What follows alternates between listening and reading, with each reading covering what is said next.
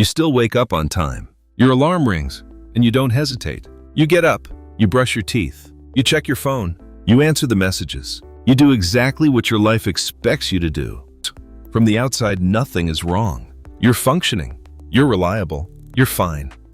But there's a moment, usually small, usually quiet, when you realize you're not really there. Your body is present, your mind is responding, but you are not inside the experience. You laugh, but it feels like you watched yourself do it. You finish a whole day and can't remember living any of it. Not because it was busy, but because you weren't there to feel it.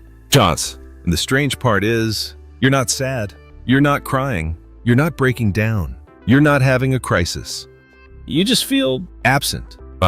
People think depression is heavy. They think it looks like pain. They think it looks like someone collapsing. But this feels lighter than that, quieter, more invisible. Because nothing is falling apart. Your life is still standing. You just stopped living inside it. And maybe the most unsettling part is this. It didn't happen suddenly. There was no moment where everything went dark. No clear day where you could say, this is when I lost myself. It happened slowly. So slowly. You adapted to it. You kept showing up. You kept performing. You kept moving forward. But somewhere along the way, without realizing it, you stopped arriving. And the scariest part isn't that you feel empty. It's that your life kept moving, as if you were still there. Most people will never ask you if you're okay, because you don't look like someone who isn't. You're not falling behind. You're not falling apart. You're not disappearing in any way they can see. You're just quietly not there. Depression has symptoms. It interrupts your life. It forces people to notice. But this doesn't interrupt anything. This cooperates. This lets you keep going. You still meet expectations. You still fulfill your role. You still carry your name. You just don't feel connected to the person carrying it. And over time, this becomes your new normal. Not feeling excited, not feeling devastated, not feeling anything strongly enough to wake you up. You become emotionally aerodynamic. Nothing sticks. Nothing breaks through. Everything just passes over you. You tell yourself you're just tired. You tell yourself you need a vacation. You tell yourself everyone feels this way. But deep down, you know this isn't tired. Tired people recover. This doesn't recover. It stabilizes. You start to notice it in small moments. Moments that should have meant something. Moments that used to reach you. You accomplish something important and feel nothing. You hear good news and have to pretend to react. You sit in a room full of people and feel completely alone inside yourself. Not because they don't see you, but because you can't feel you. And maybe the most confusing part is, your life isn't bad. Nothing is obviously wrong, which means you have no reason to explain why you feel this way. So you don't. You keep it to yourself. You keep performing. You keep participating. And slowly, you begin to wonder something you don't say out loud. Not, what's wrong with my life? But, why am I not inside it anymore? There was a time when you were fully inside your life. You didn't have to think about it. You didn't have to try. You were just there. You felt things without analyzing them. You laughed without observing yourself. Laugh. You existed without watching yourself exist. And then something changed. Not all at once. Not violently. Quietly. Reasonably. Almost intelligently. You started protecting yourself. At first you didn't call it that. You called it growing up. You called it being realistic. You called it being strong. You learned not to react too much. Not to hope too much. Not to care too openly. Because every time you did, something hurt. Something disappointed you. Something made you feel exposed. So you adapted. You became calmer. More controlled. Less affected. And people admired you for it. They called you mature. They called you stable. They said, you handle things so well. But they didn't see what it cost you. Because you weren't just controlling pain. You were controlling everything. You stopped feeling the lows, but you also stopped feeling the highs. You stopped feeling the fear, but you also stopped feeling the excitement. You stopped feeling rejected, but you also stopped feeling chosen. You didn't heal, you neutralized. And neutral feels safe. Neutral feels functional. Neutral lets you survive. But neutral is not alive. Somewhere along the way, You stopped participating emotionally in your own existence. You started observing it instead. You became the audience of your own life. You watched yourself make decisions. You watched yourself talk to people. You watched yourself move through days that never seemed to touch you. And no one noticed, because from the outside, everything still worked. You were still productive, still responsible, still presentable. You just weren't present. And here's where it becomes dangerous. Not painful, not dramatic. Dangerous. Because pain forces change. Pain forces attention. Pain forces intervention. But this doesn't hurt enough. This lets you stay exactly where you are. You don't break down, so no one asks questions. You don't collapse, so no one tries to save you. You don't even alarm yourself enough to stop. You just continue. Day after day, week after week, year after year. Living a life that never fully reaches you. And the longer this goes on, the more unfamiliar being alive begins to feel. Moments that should feel meaningful, feel distant. Moments that should feel intense, feel muted. Moments that should feel like yours, feel like they belong to someone else. You start to wonder if this is just who you are now. If this is adulthood, if this is maturity, if this is what stability feels like. But deep down, there's a quieter thought, one that's harder to admit. What if this isn't stability? What if this is disappearance? Because the truth is, you didn't choose this consciously. Your nervous system did. It learned that feeling deeply was dangerous. It learned that caring deeply was risky. It learned that being open made you vulnerable. So it made a decision for you. It chose safety over aliveness. Safety from disappointment. Safety from rejection. Safety from uncertainty. And it did its job perfectly. It protected you. But protection has a side effect. It doesn't know when to stop. It keeps protecting you long after the danger is gone. It keeps numbing you long after the pain has passed. It keeps you safe, even from your own life. And this is the moment most people never see. The moment where nothing is technically wrong, but nothing feels real anymore. You are not suffering loudly. You are disappearing quietly.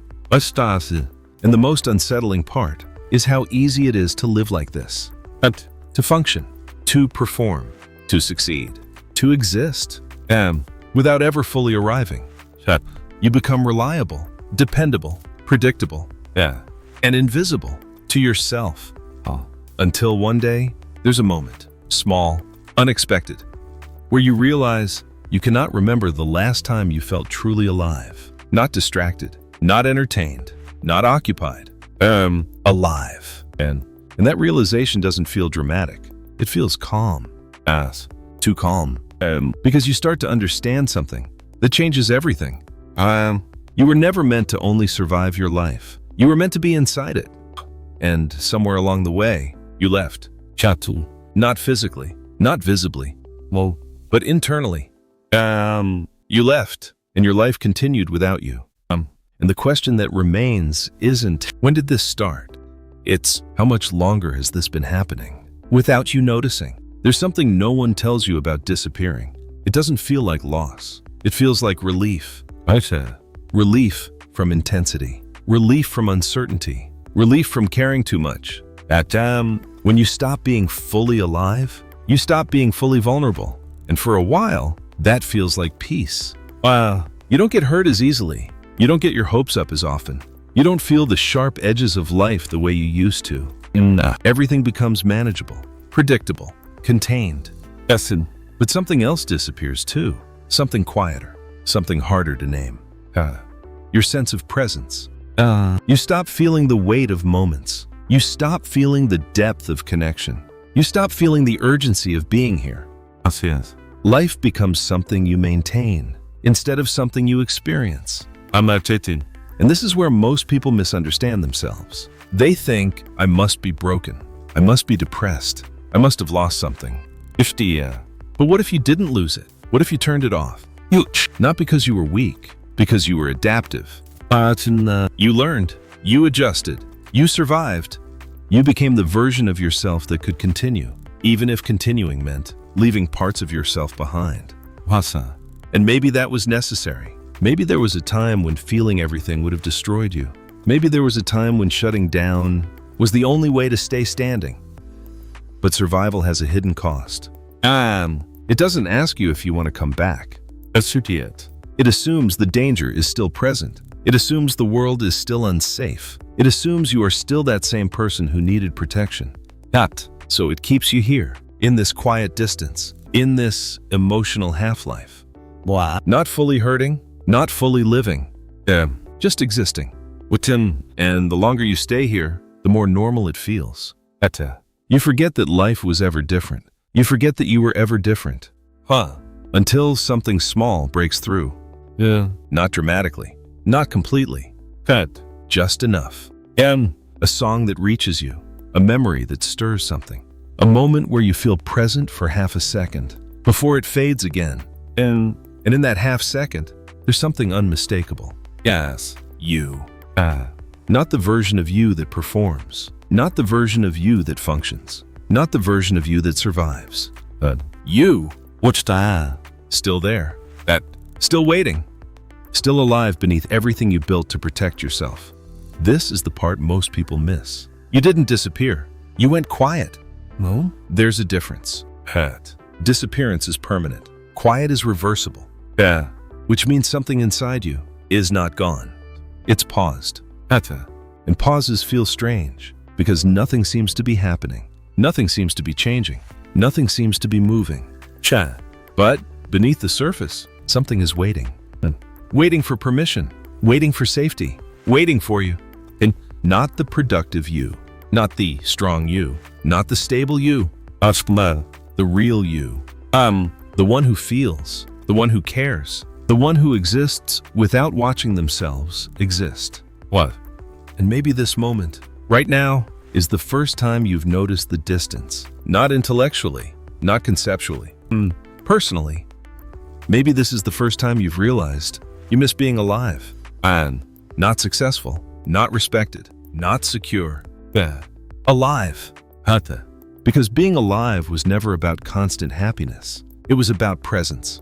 It was about being inside your own moments. And presence is fragile. It disappears quietly. It returns quietly. It doesn't come back all at once. It comes back in fragments. In small risks. In honest moments. In choosing not to hide from your own experience. Not perfectly. Not permanently. Just honestly. Because the truth is, you were never meant to live your entire life in protection mode. You were meant to feel it. Even the uncertainty. Even the vulnerability. Even the parts that don't guarantee safety. Because those parts are the price of being here. And being here is the only place life exists. Not in your routines, not in your responsibilities, not in your roles. In your presence. And presence begins the moment you stop abandoning yourself. Not all at once, not dramatically. Just slightly. Just enough to notice you're still here. Still breathing, still aware, still capable of returning. Not to who you used to be, but to someone who no longer needs to disappear to survive. Because the most dangerous thing that can happen to a person is not breaking down. And it's adapting so well to emotional absence, they forget they were ever alive. And the most powerful thing that can happen is not sudden transformation. It's recognition. Recognition that you were never truly gone. You were just waiting for yourself to come back. And maybe this moment, right now, is where that return begins. Not loudly, not visibly, but internally, where life has always been waiting for you. The truth is, you were never depressed. You were just living a life your nervous system thought was safer without you. And now, you finally see it. You're still here, which means you're not too late. Because you cannot come back to life if there was nothing left in you to return. And the fact that something inside you recognizes these words means something inside you never left. There is a moment when a person finally sees it, not their sadness, not their pain, but their absence. Not the life they built, but but the distance they feel from it. And nothing changes on the outside. You still wake up in the same bed. You still walk through the same rooms. You still carry the same name. But something is different now. You can see yourself missing. And once you see it, you can't unsee it.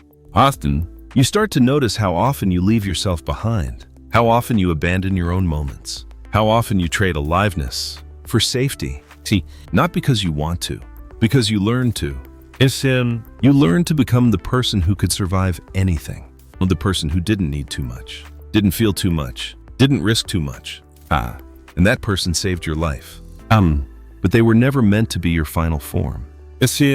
Because survival is not the same thing as living. Survival keeps you breathing. Living keeps you here. And maybe the quiet emptiness you've been feeling was never a sign that something was wrong with you.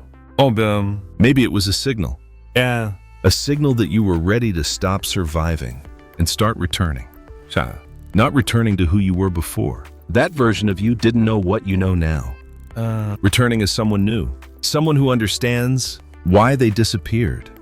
Someone who no longer confuses numbness with peace. Someone who no longer confuses stability with aliveness. Someone who notices when they begin to leave themselves again. Because this is how people come back. Not in one decision, not in one breakthrough. In one moment of honesty. It's one moment where they stop pretending they're fully here when they're not. And that honesty is where everything begins. Not the performance, not the productivity, not the identity you built to be accepted. You, the one beneath it all. Still unfinished, still unfolding, still capable of being surprised by your own life. The world will continue to offer you safer versions of yourself, more controlled, more predictable, more distant. Versions of you that can exist without ever being fully alive. And you can choose them. Many people do. They live entire lives that way. Functional, respected, gone, us. Or you can begin to notice the moments where you're tempted to disappear and choose, even briefly, to stay. To stay inside your breath, to stay inside your experience, to stay inside your life. Because coming back to life doesn't happen in the future. It happens in the moment. You stop leaving.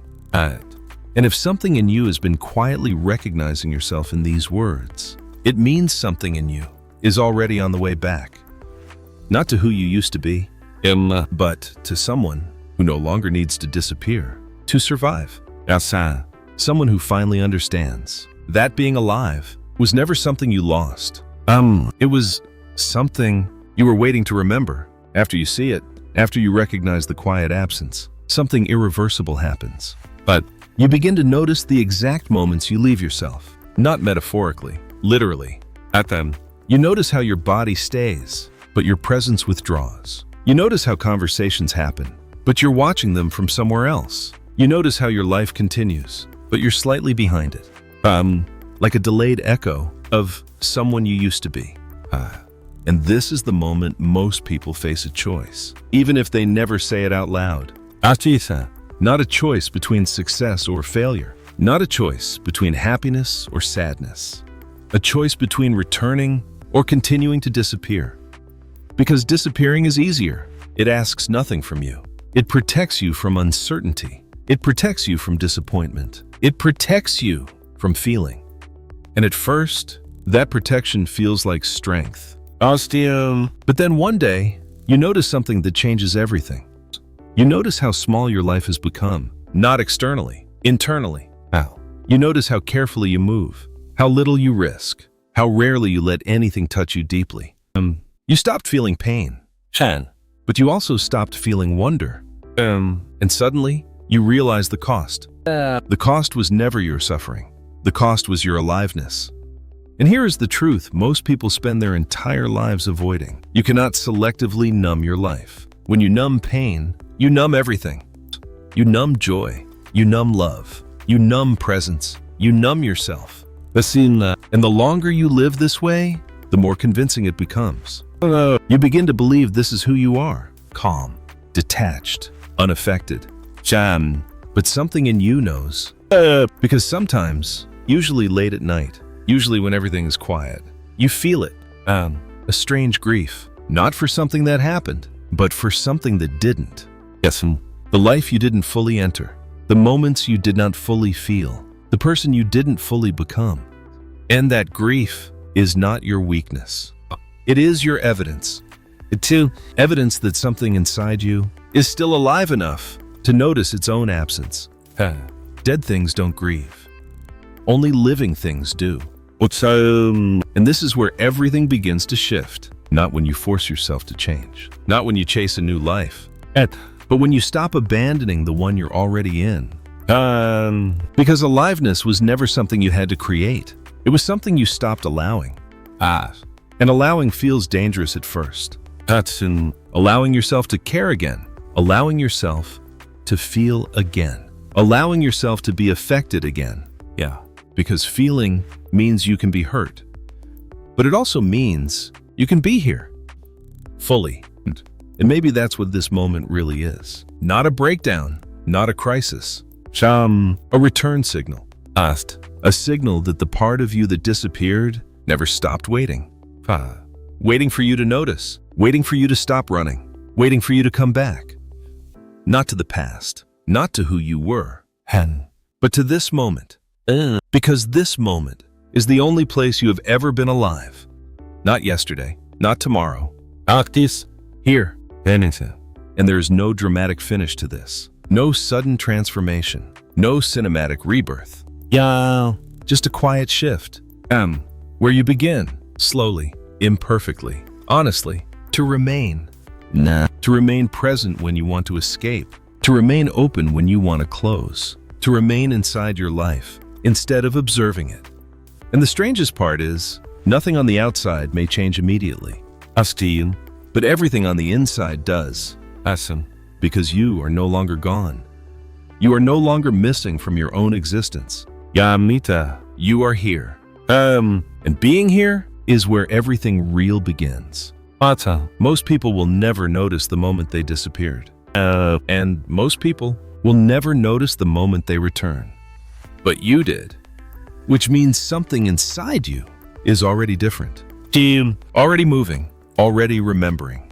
And one day, not suddenly, but quietly, you will realize something. You didn't find a new life. You re-entered the one that was waiting for you all along. And the most important truth is this. You were never too far gone. You were only ever one honest moment away from coming back. At some point, without announcing it, without forcing it, without even realizing when it began, you stop leaving. Not forever, not perfectly, but more often, more consciously. You stay inside a moment, a few seconds longer than you used to. You notice your breath instead of rushing past it. You hear your own thoughts instead of hiding beneath noise. And nothing about this looks impressive. No one congratulates you. No one sees it happening. But this is how a person comes back to life. Not in grand gestures, not in dramatic reinventions. In presence. Because the opposite of being lost was never being found. It was being here. And for so long, you weren't. You were surviving a life you weren't inside of. You were protecting a person you had already left behind. But now, something is different. Not because your life became easier, not because the world became kinder, because you stopped disappearing from it. You stopped assuming numbness was safety. You stopped assuming absence was peace. You stopped confusing survival with living. And maybe nothing around you has changed. You still walk the same streets. You still answer the same calls. You still carry the same responsibilities. But you are not the same person inside them anymore. Because now, when your life happens, you are there. And that changes everything. Not all at once, but enough. Enough to feel something real again. Enough to know the difference. Enough to never fully abandon yourself again. Because once you realize you were never truly gone, you stop searching for a way back. You simply stop leaving. And maybe that's what being alive really is. Not constant happiness. Not constant meaning. Just the quiet decision to remain. To remain inside your breath. To remain inside your moments. To remain inside your life. Chas. Because the truth is, you were never depressed. You were just waiting for the moment you finally chose to come back. And the moment you did, your life began to notice you again.